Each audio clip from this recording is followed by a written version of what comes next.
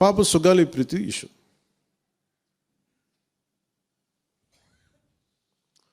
పండ్లున్న చెట్టుగా రాళ్ళు పడతాయంటారు. ఎవరైతే చేయూతనిస్తారో, ఎవరైతే ఆదరిస్తారో వాళ్ళని తిడితే ఎట్లాగా? అసలు ఈరోజు సుగాలి ప్రీతి అనే కేసు ఎలా ఎక్కడి నుంచి బయటకు వచ్చింది మీరు చెప్పండి.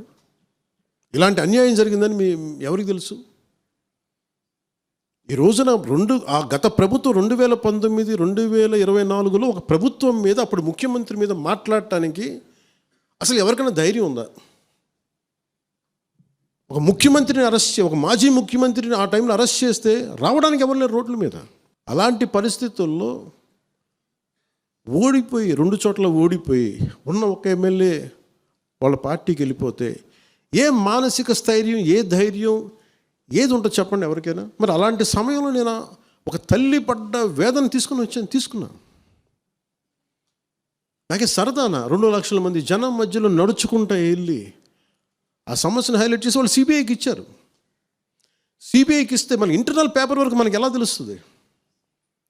ఇంటర్నల్ పేపర్ వర్క్ వాళ్ళు ఇస్తే వాళ్ళు ఏంటంటే జీవో రిలీజ్ చేశారు, మా దగ్గర నుంచి వెళ్ళింది కానీ ఎక్కడికి వెళ్ళాలో అక్కడి నుంచి ప్రొసీడ్ చేయాలి, అక్కడ ఆపేశారు.